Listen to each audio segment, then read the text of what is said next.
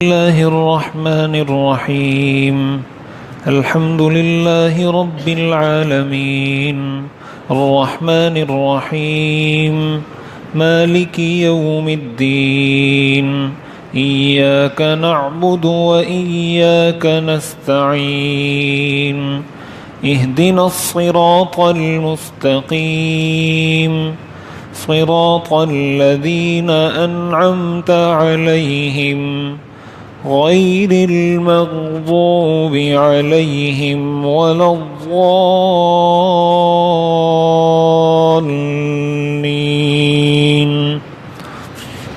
ترجمہ: الحمدللہ رب العالمین، تمام تعریفیں اللہ کے لیے ہیں جو سارے جہانوں کو پالنے والا ہے۔ الرحمن، جو سب پر مہربان ہے۔ الرحیم، نہایت رحم کرنے والا ہے۔ مالک یوم الدین، بدلے کے دن کا مالک ہے۔ ایاک نعبد، ہم تیری ہی عبادت کرتے ہیں۔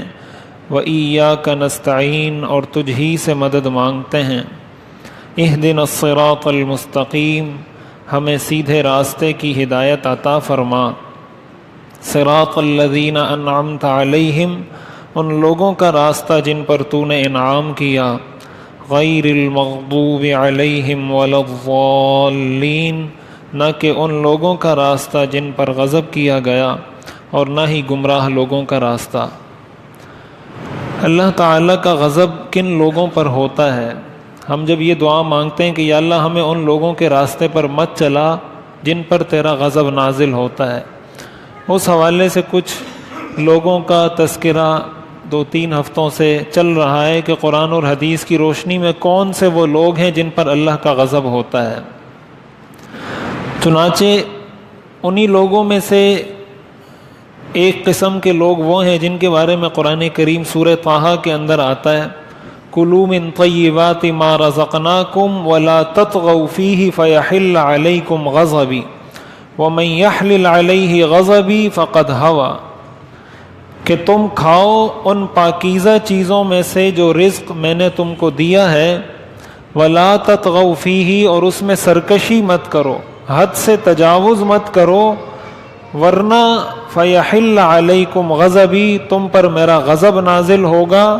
وَمَن یَحْلِلْ عَلَیہ غَضَبِی فَقَدْ ہَوَیٰ، اور جس قوم پر، جس شخص پر، جس طبقے پر میرا غضب نازل ہو جائے تو اس پر بدبختی تام ہو جاتی ہے، وہ بدبخت ٹھہرتا ہے۔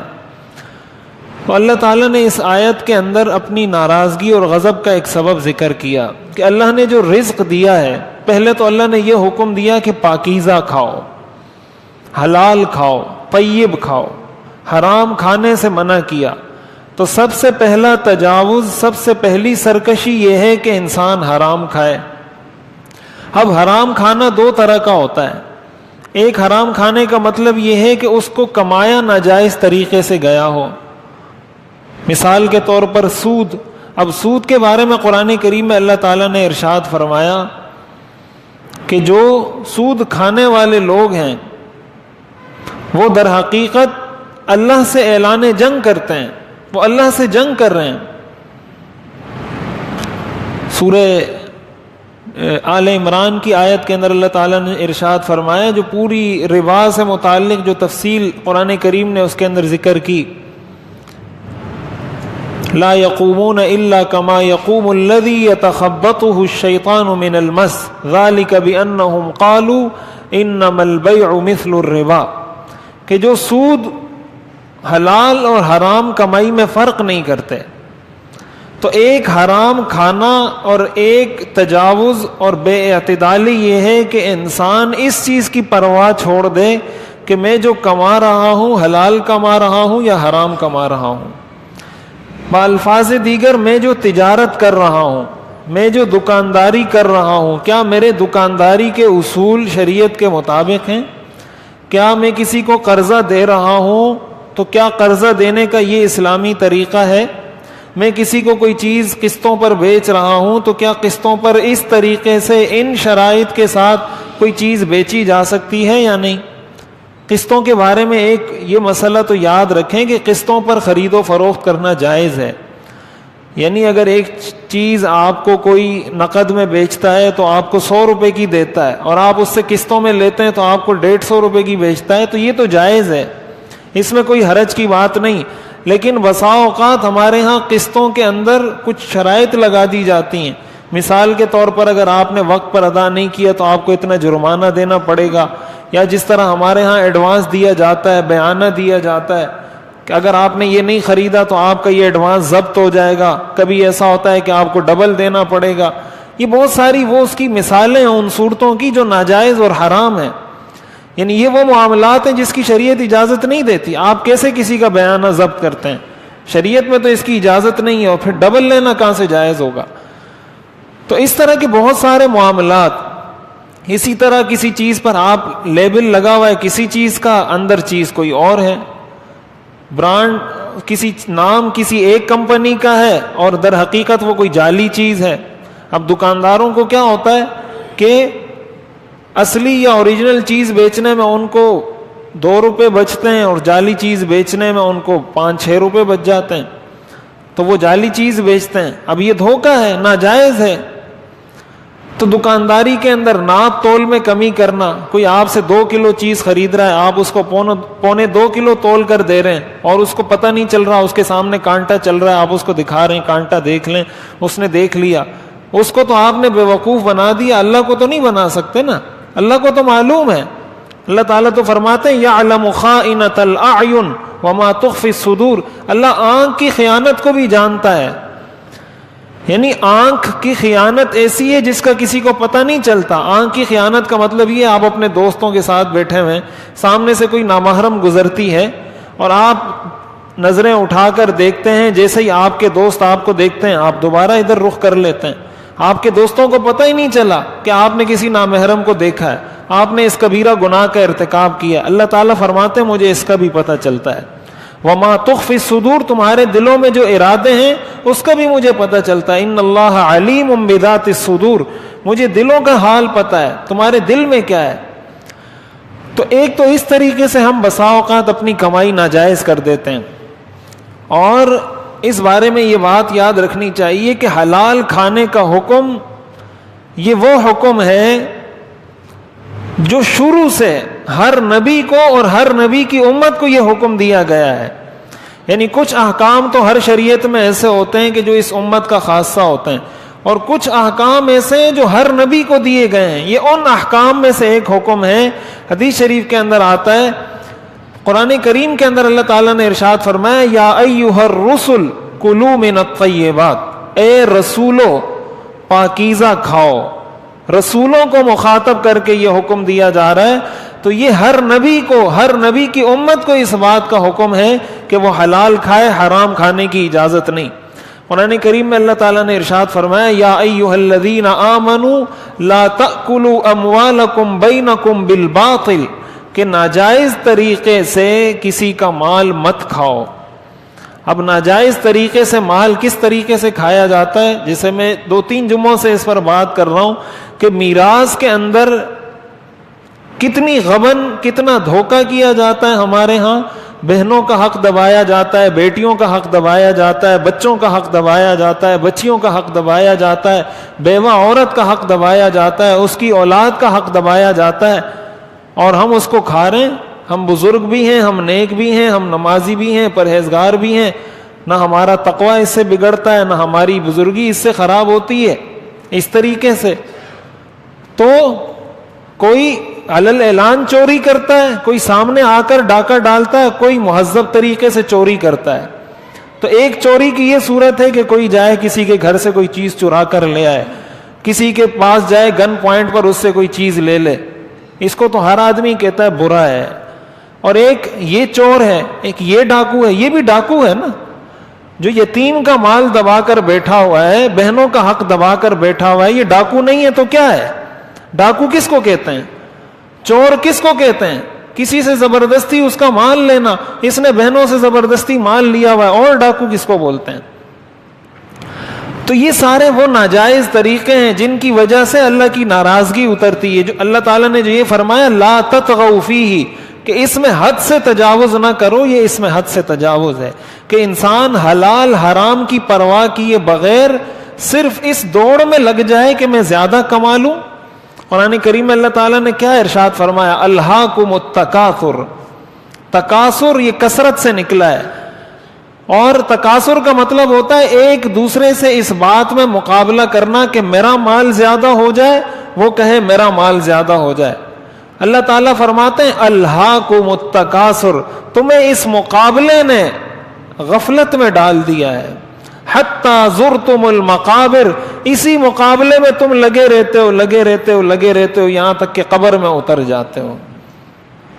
تو اللہ تعالیٰ فرماتے ہیں کلا سوف تعلمون ثم کلا سوف تعلمون، کہ تمہیں ہرگز ایسا نہیں کرنا چاہیے، عن قریب تمہیں پتہ چل جائے گا. آگے اللہ تعالیٰ فرماتے ہیں ثم کلا، پھر تمہیں ہرگز ایسا نہیں کرنا چاہیے، سوف تعلمون، عن قریب تمہیں پتہ چل جائے گا. جب یہ آنکھیں بند ہوں گی تب پتہ چل جائے گا کہ حلال کے کیا اثرات ہیں اور حرام کے کیا اثرات ہیں. تو ایک تو انسان اپنے آپ کو اس چیز سے بچائے، اس چکر میں نہ پڑے کہ بس میری رہائش، میرا گھر، میرا بنگلہ، میں سب سے اچھا ہو جاؤں، چاہے کسی کا حق دبا دوں، حلال کھاؤں حرام کھاؤں. یہ تمیز جب انسان مٹاتا ہے تو اللہ اس سے ناراض ہوتا ہے، اور جب اللہ کسی سے ناراض ہو جائے اس کو زندگی میں سکون نہیں مل سکتا. قرآن کریم میں اللہ تعالیٰ نے ارشاد فرمایا من اعرض عن ذکری فإن له معیشة ضنکا ونحشره یوم القیامة اعما قال رب لم حشرتنی اعما وقد كنت بصیرا قال كذلك اتتك آیاتنا فنسیتها وكذلك اليوم تنسى، کہ جو میرے احکام سے اعراض کرے گا، جو میرے احکام پر چلنے سے انکار کر دے گا. میں نے کہا ہے حلال کھاؤ، میں نے کہا ہے مال کے چکر میں اتنے پاگل، اتنے اندھے مت بنو کہ حلال حرام کی تمیز مٹ جائے، اور یہ اس کو نہیں مانتا. اللہ تعالیٰ فرماتے ہیں ان لہو معیشۃ ضنکا، اس کی زندگی، دنیا کی زندگی کو ہم تنگ کر دیں گے. یہ قرآن کی آیت ہے. وَنَحْشُرُهُ يَوْمَ الْقِيَامَةِ أَعْمَى، اور قیامت کے دن ہم اس کو اندھا کر کے اٹھائیں گے. قَالَ رَبِّ لِمَ حَشَرْتَنِي أَعْمَى، وہ کہے گا اے میرے رب مجھے اندھا کر کے کیوں اٹھایا. وَقَدْ كُنْتُ بَصِيرًا، حالانکہ دنیا میں تو میری آنکھیں تھی. اللہ تعالیٰ فرمائیں گے كَذَلِكَ أَتَتْكَ آيَاتُنَا فَنَسِيتَهَا، اسی طرح جب دنیا میں میری آیات تیرے سامنے تلاوت کی جاتی تھی، جب مولوی صاحب کہتے تھے کہ حرام مت کھاؤ حلال کھاؤ، تو تو نے اس کی بات، قرآن کی بات، میری بات کو جھٹلا دیا، بھلا دیا. وَكَذَلِكَ الْيَوْمَ تُنْسَى، آج تجھے بھی اسی طرح بھلا دیا جائے گا.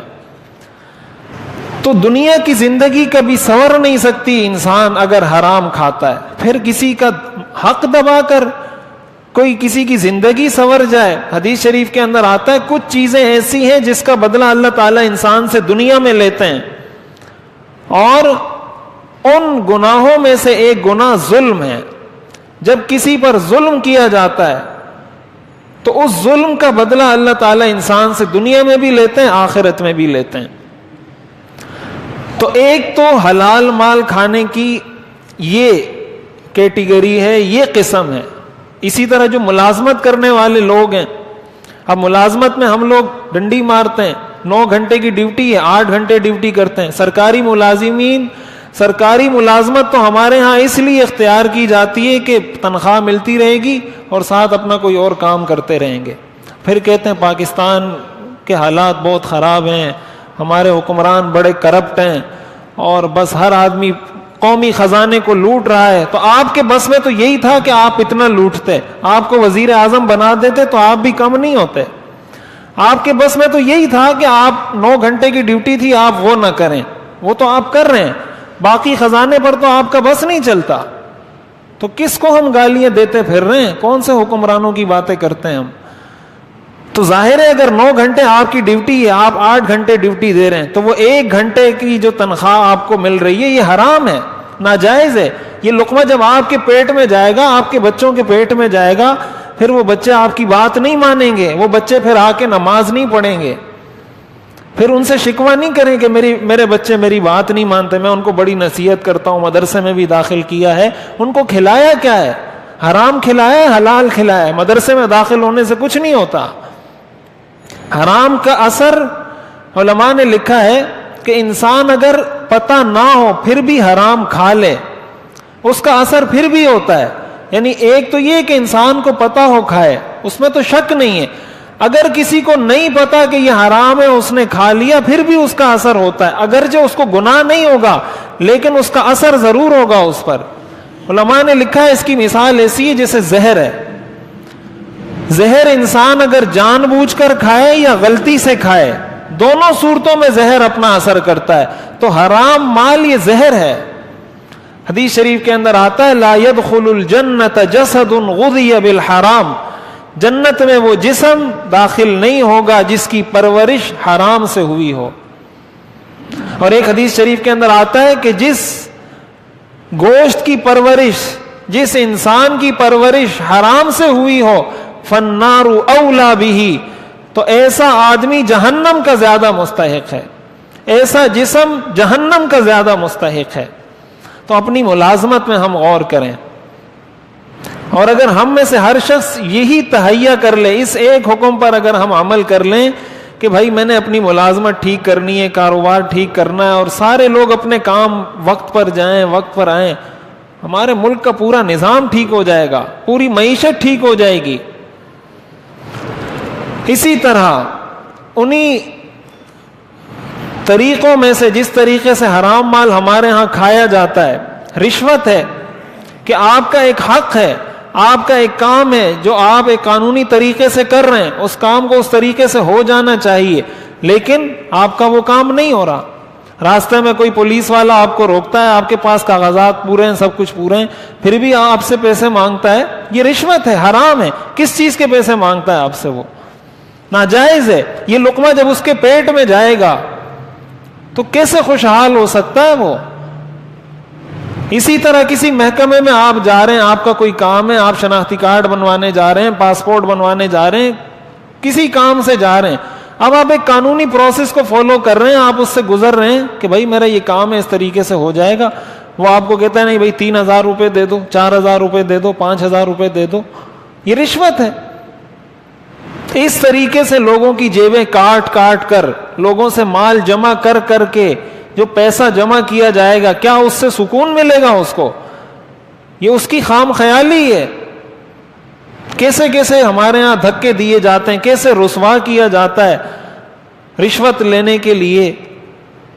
تو یہ بھی حرام خوری کے طریقوں میں سے ایک طریقہ ہے، یہ ان کاموں میں سے ایک کام ہے جن کی وجہ سے اللہ کا غضب نازل ہوتا ہے۔ اور اسی کے ساتھ ساتھ تعلیمی اداروں کے اندر دیکھ لیں، تعلیمی اداروں کے اندر کتنے طریقوں سے، اسی طرح ہمارے جو ڈاکٹر حضرات ہیں، بہت بڑا مافیا ہے آج، ڈاکٹر ہسپتال بہت بڑا مافیا بن چکا ہے۔ یہ سارے تہذیب کے لباس میں، اچھے لباس میں لوگوں کو بھنبوڑ رہے ہیں، بالکل جیسے درندہ نہیں ہوتا، درندہ ایسے بھنبوڑتے ہیں انسانوں کو۔ ان کو پتا ہے کہ بھائی اس کو اس ٹیسٹ کی ضرورت نہیں ہے، اس ایکس رے کی ضرورت اس کو نہیں ہے، یہ رپورٹ ہمیں نہیں چاہیے، پھر بھی کہیں گے فلاں لیبارٹری جائیں، اس سے یہ ٹیسٹ کروا کے آئیں۔ اب آپ کو پتا ہے کہ اس بیچارے کی تنخواہ کتنی ہے، وہ مہینے میں کتنے پیسے کماتا ہے، جو آپ نے اس کو ٹیسٹ لکھ کر دے دیا، یہ رپورٹ لے کر آئیں، یہ ایکس رے کروا کے لائیں، یہ کریں، یہ کریں، یہ کریں۔ رپورٹوں کے چکر میں لوگوں کے 40,000 50,000 ہزار لاکھوں روپے لوگوں کے لگ جاتے ہیں۔ دوائیاں لکھ کر دیں گے، 2 دوائیاں کام کی ہوں گی، تیسری دوائی ویسے ہی خواہ مخواہ لکھ دیں گے۔ کیوں؟ اس لیے کہ ان کا اپنا ایک کمیشن ہے کہ بھائی مجھے یہ کمیشن ملے گا اس دوائی پر، اسٹور سے اتنی دوائیاں بکیں گی، مجھے اس پہ یہ کمیشن ملے گا۔ اب غریب آدمی کو اس میں رگڑا دے رہے ہیں، اور وہ کہہ رہے ہیں کہ میں حلال کما رہا ہوں، محنت کر رہا ہوں۔ لوگوں کا، ان کو کہا جاتا ہے قوم کا مسیحا، یہ قوم کے مسیحا ہیں۔ سارے ڈاکٹر ایسے نہیں ہوتے، بہت سارے اچھے بھی ہوتے ہیں، بڑے دیندار بھی ہوتے ہیں، سمجھدار بھی ہوتے ہیں، ان کو اس بات کی فکر بھی ہوتی ہے کہ حلال حرام کیا ہوتا ہے۔ لیکن ایک بہت بڑا طبقہ ان میں وہ ہے جو اس بات کی پرواہ نہیں کرتے۔ اور ظاہر ہے یہ کوئی خیالی کوئی فضائی ہوائی باتیں نہیں، یہ زمینی حقیقت ہے. یہ سب کچھ ہم دیکھ چکے ہیں، ہم پڑھ چکے ہیں، مشاہدہ کر چکے ہیں. کسی کی سنی سنائی بات آپ کو نہیں بتا رہا. یہ لیبارٹری والوں کے باقاعدہ ڈاکٹروں کے ساتھ کانٹریکٹ ہوتے ہیں. جو ایسے اللہ سے ڈرنے والے ہوتے ہیں وہ تو پھر فون کر کے پوچھتے ہیں نا کسی مولوی صاحب سے، تو وہ ہمیں فون کر کے پوچھتے ہیں کہ مفتی صاحب ہمیں یہ مسئلہ بتائیں کہ ڈاکٹروں کے ساتھ ہمارا کانٹریکٹ ہے اور وہ ہمیں بہت سارے ایسے ایکس رے اور ایسی رپورٹیں ہمارے پاس ٹیسٹ کے لیے بھیجتے ہیں کہ ہمیں پتہ ہوتا ہے کہ اس کی ضرورت نہیں، تو ہم اگر کریں گے تو گناہگار ہوں گے یا نہیں ہوں گے. تو ایسے لوگ جب فون کرتے ہیں تو پتہ چل جاتا ہے نا کہ یہ کیا چل رہا ہے پیچھے، چکر کیا ہے پیچھے. تو ظاہر ہے یہ حلال کیسے ہو سکتا ہے؟ یہ کیسے حلال ہو سکتی ہے یہ رقم کہ آپ ایک بیمار آدمی کو، ایک غریب آدمی کو، ایک لاچار آدمی کو کہ پہلے سے وہ پریشان ہے کہ اس کا کوئی گھر میں بیمار پڑا ہوا ہے، اور آپ اس کو مزید پریشان کر رہے ہیں کہ اتنے پیسے لا کر دیں، اتنے پیسے لا کر دیں. تو ہم اگر زندگی میں سکون چاہتے ہیں تو پہلے نمبر پر اللہ کے غضب سے بچنے کے لیے ہم نے حلال کمانا ہوگا. اپنے معاملات کے اندر، اپنی ملازمت کے اندر، اپنے کاروبار کے اندر، اپنی زندگی کے اندر دیکھیں کہ میری زندگی میں، میرے بچوں کے پیٹ میں، میرے پیٹ میں کوئی حرام لقمہ تو نہیں جا رہا.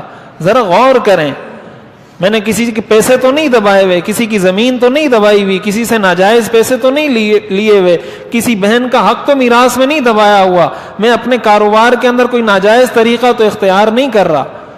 اگر ان چیزوں سے بچیں گے، اس کا مطلب ہم جب یہ دعا کرتے ہیں غیر المغضوب علیہم کہ یا اللہ ہمیں ان لوگوں کے راستے پر مت چلا جن پر تیرا غضب ہوتا ہے، اس کا مطلب میں واقعتاً دل سے یہ دعا مانگ رہا ہوں کہ یا اللہ مجھے ان لوگوں کے راستے پر مت چلا. تو ایک تو یہ پہلو ہے. اور حلال کھانے کا دوسرا پہلو یہ ہے کہ جو چیز کھائی جا رہی ہے وہ حلال ہے یا حرام ہے. جو گوشت آپ کے پیٹ میں جا رہا ہے، جو لقمہ آپ کے پیٹ میں جا رہا ہے، جو چیز آپ کھا رہے ہیں، آیا وہ حلال ہے یا حرام ہے؟ یہ آج کی دنیا کا بہت بڑا مسئلہ ہے. ہمارے ہاں جو پیک چیزیں آتی ہیں، مختلف چیزیں جو پیک ہوتی ہیں، اب اس کے اندر بہت سارے انگریڈینٹس استعمال ہوتے ہیں، بہت ساری ایسی چیزیں ہوتی ہیں کہ وہ کسی حرام چیز سے بنی ہوتی ہیں. مثال کے طور پر جیلیٹن ایک جز کے طور پر استعمال ہوتا ہے، اور جیلیٹن یہ ہڈیوں سے حاصل کیا جاتا ہے یا چمڑے سے حاصل کیا جاتا ہے. اب جیلیٹن کا مقصد کسی بھی چیز میں ڈالنے کا یہ ہوتا ہے یا تو اس کو گاڑھا کیا جاتا ہے، گاڑھا کرنے کے لیے اس میں ڈالتے ہیں، اور یا پھر اس کی جو دورانیہ ہوتا ہے بڑھاتے ہیں اس کے ذریعے کہ ایک چیز اگر آپ ڈبے میں پیک کرتے ہیں بغیر اس کے تو وہ ایک دن سالم رہتی ہے، وہ چیز جب اس میں ڈالتے ہیں تو وہ 2 مہینے تک خراب نہیں ہوتی. تو یہ جو چیز، جس چیز سے یہ کام ہوتا ہے اس کو جیلیٹن بولتے ہیں. اب جیلیٹن جس چیز سے حاصل کیا جاتا ہے وہ ہڈی ہے، اور دنیا کے اندر تقریباً 50% سے زیادہ جیلیٹن وہ خنزیر کی ہڈیوں سے حاصل کیا جاتا ہے. ہماری گولیوں کے جتنے کیپسول ہیں، یہ کیپسول کے جتنے خول ہیں یہ جیلیٹن سے بنتے ہیں. ہر کیپسول کا جو خول ہوتا ہے یہ جیلیٹن سے بنتا ہے. اس طرح کی ساری چیزیں جو تھوڑی ہارڈ فارم میں ہوتی ہیں یہ جیلیٹن سے بنتی ہیں. اب یہ کس چیز سے بنی ہے، کس چیز سے نہیں بنی؟ ہمارے ہاں جو جیلی ہے، جیلی کے اندر بھی یہی جیلیٹن استعمال ہوتا ہے. جس چیز میں بھی گاڑھا پن آتا ہے نا اس کے اندر یہ ضرور استعمال ہوتا ہے. تو جو مصنوعات ہم استعمال کرتے ہیں، خصوصاً جو باہر کی مصنوعات ہیں، اب ہمیں یہ پتہ نہیں ہے کہ آیا یہ حلال ہے یہ حرام ہے. اگر آپ پیک گوشت استعمال کر رہے ہیں، ابھی بہت سارے ایسے ادارے وجود میں آئے ہیں پاکستان میں، اس پر بہت کام ہو رہا ہے، جو حلال سرٹیفیکیشن دیتے ہیں، جو کسی بھی ادارے کو حلال سرٹیفائڈ کرتے ہیں کہ بھائی ان کے پورے پروسیس کا ہم نے جائزہ لیا، ان کا سارا پلانٹ ہم نے دیکھا، یہ کس طریقے سے کام کرتے ہیں، ایک ایک چیز کو ہم نے دیکھ لیا ہے، لہٰذا ان کی مصنوعات حلال ہیں. بعض لوگ تو ویسے ہی حلال لکھ دیتے ہیں خواہ مخواہ، اس کا کوئی اعتبار نہیں ہے. بعض ادارے ہیں جو باقاعدہ سرٹیفکیٹ جاری کرتی ہیں، وہ ادارے سرٹیفکیٹ جاری کرتے ہیں سالانہ بنیادوں پر یا 2 سال کی بنیاد پر، تو وہ اس ادارے کا حلال کا مونوگرام اپنی پروڈکٹ پر استعمال کرتے ہیں کہ بھائی یہ ہماری یہ پروڈکٹ حلال سرٹیفائڈ ہے. اب ہمارے ہاں لاہور میں کتنے اس طرح کے واقعات پکڑے گئے, کتنے ایسے واقعات پیش آئے کہ بھائی لوگوں کو گدھوں کا گوشت کھلایا جا رہا ہے. تو ایک تو کھلانے والوں کو خدا کا خوف کرنا چاہیے کہ اگر آپ کسی کو حرام کھلا رہے ہیں اور آپ اس کے اندر ملوث ہیں تو اللہ کو کیا جواب دیں گے. دوسرے نمبر پر خود کھانے والوں کی بھی ذمہ داری ہوتی ہے. تو اس چیز میں ہمیں تھوڑا حساس ہونا چاہیے, بالکل بے پرواہ نہیں ہونا چاہیے کہ بس جو بھی آ رہا ہے بس ٹھیک ہے, چل رہا ہے, حلال ہے حلال ہے. ایسا نہیں ہے کہ بس اسلامی ملک ہے تو اس میں جو بھی آئے گا حلال ہی ہوگا. اسلامی ملک میں تو کتا بھی ہے, خنزیر بھی ہے, تو اسلامی ملک ہونے کی وجہ سے کتا خنزیر حلال ہو جائے گا کیا؟ ظاہر ہے ایسا نہیں ہے. ہمیں پتہ ہونا چاہیے کہ میں کیا کھا رہا ہوں. اس حوالے سے ہم اپنی نسل کو ایجوکیٹ کریں, ان کو بتائیں, اور ہمارے تعلیمی اداروں کی بھی یہ بہت بڑی ذمہ داری بنتی ہے کہ جو چیز ہمارے پیٹ میں جائے, یہ بات میں مکرر عرض کر رہا ہوں کہ اگر حرام جاتا ہے ہمارے پیٹ میں, اگرچہ مجھے پتہ نہیں کہ یہ حلال ہے یا حرام ہے, تو گناہ تو مجھے نہیں ہوگا اگر مجھے پتہ نہیں ہے, لیکن وہ حرام کا اثر ضرور ہوگا, اس حرام کا اثر ضرور ہوگا. حدیث شریف کے اندر آتا ہے کہ قرب قیامت میں ہر آدمی کے پیٹ میں اگر حرام نہ پہنچے تو حرام کا غبار ضرور پہنچ جائے گا. یہ وہی دور ہے. حرام سے انسان اپنے آپ کو جتنا بھی بچائے, اتنی مصنوعات, اتنی چیزیں آ گئی ہیں کہ انسان کو پتہ نہیں چلتا. تو اس لیے یہ دو وہ چیزیں ہیں. تو دوسرے نمبر پر اللہ کے غضب سے بچنے کے لیے یہ قرآن نے جو بتایا ہے نا کہ یہ حرام ہے, یہ حرام ہے, خنزیر حرام ہے, شراب حرام ہے, اور مردار حرام ہے, جو قرآن نے ساری چیزیں ذکر کی ہیں, جو جو چیزیں حرام ہیں. حرم علیکم المیتۃ والدم ولحم الخنزیر, خون, بہتا ہوا خون. اب بہتا ہوا خون ہمارے ہاں جب قربانی کا جانور ذبح کیا جاتا ہے تو لوگ اس میں پاؤں رکھتے ہیں, پتہ نہیں ہاتھ رکھتے ہیں کہ اس سے شفا ملتی ہے. جو جانور ذبح کیا جاتا ہے, جو خون بہ رہا ہوتا ہے, کچھ کرتے ہیں, پتہ نہیں ہاتھ رکھتے ہیں, پاؤں رکھتے ہیں کہ اس سے شفا ملے گی. حالانکہ یہ نجس ہے, حرام ہے. اس میں پاؤں رکھنا ایسا ہی ہے جیسے آپ کسی غلاظت میں پاؤں رکھیں, اور اس کو ہم پتہ نہیں بابرکت سمجھتے ہیں. کوئی اس کو پلیٹ میں ڈال رہا ہوتا ہے, کوئی کسی ٹرے میں ڈال رہا ہوتا ہے, کوئی کسی چیز میں بھر رہا ہوتا ہے. یہ قربانی کے جانور کا خون ہے. تو یہ جو بہتا ہوا خون ہوتا ہے جانوروں کا, یہ ناپاک ہوتا ہے, حرام ہے, بالکل ایسے حرام ہے جیسے خنزیر حرام ہے. اور یہ خون بھی ہمارے ہاں بہت ساری پروڈکٹس میں استعمال ہوتا ہے, بہت ساری چیزوں میں یہ خون استعمال ہوتا ہے, ہمیں پتہ ہی نہیں ہے. تو یہ قرآن نے جو کہا لا تطغوا فیہ, کہ حلال کھانے کے معاملے میں حد سے تجاوز مت کرو. ایک تو اپنی کمائی کو حلال کرو, دوسرا جو چیز تمہارے پیٹ میں جا رہی ہے اس کے بارے میں یقین دہانی حاصل کر لو کہ یہ چیز حلال ہے, ورنہ فیحل علیکم غضبی, تم پر میرا غضب نازل ہوگا اور تم ان لوگوں میں شامل ہو جاؤ گے جن پر اللہ کا غضب نازل ہوتا ہے. اور ہم ہر نماز میں یہ دعا کرتے ہیں غیر المغضوب علیہم, کہ یا اللہ مجھے ان لوگوں کے راستے پر مت چلا جن پر تیرا غضب نازل ہوتا ہے. تو اس لیے حلال حرام کے معاملے میں اپنے بچوں کو ان کے دل میں یہ اہمیت بٹھا دیں کہ بیٹا حرام کبھی نہیں کھانا, کسی کا مال کبھی نہیں دبانا. یہ والدین کی ذمہ داری ہوتی ہے. ہم نے دیکھا ہے ایسے ایسے محکموں کے اندر کہ جہاں رشوت کے علاوہ کوئی چارہ کار نہیں ہے, ایسے اچھے اچھے لوگ مل جاتے ہیں انسان کو, ایسے دیندار لوگ کہ ان کو دیکھ کر رشک آتا ہے کہ یار ایسے محکمے کے اندر رہ کر یہ شخص رشوت سے اتنا اپنے آپ کو بچاتا ہے. اور جب انسان تھوڑی سی کھوج لگاتا ہے تو پتہ چلتا ہے کہ یہ والدین کی تربیت ہے. والدین کی تربیت کا بہت بڑا دخل ہوتا ہے اس چیز کے اندر. بار بار ان کے سامنے اس چیز کو دہرایا جائے کہ حرام نہیں کھانا. اور دوسرے نمبر پر اس کے اندر اس بات کا بڑا دخل ہوتا ہے کہ آپ نے بچپن میں اگر اس کو کسی عالم کے پاس, کسی دیندار کے پاس, کسی مولوی صاحب کے پاس, کسی تبلیغی صاحب کے پاس, کسی اللہ والے کے پاس بٹھا دیا جو اس کو دین کے کچھ بنیادی احکام سکھا دے, تاکہ اس کے ذہن میں ہمیشہ یہ بات رہے کہ میں جہاں بھی ہوں میں مسلمان ہوں, مسلمان پہلے ہوں اور اس کے بعد کچھ بھی ہوں, اس کے بعد افسر ہوں, اس کے بعد ڈاکٹر ہوں, اس کے بعد ٹیچر ہوں, اس کے بعد کچھ بھی ہوں.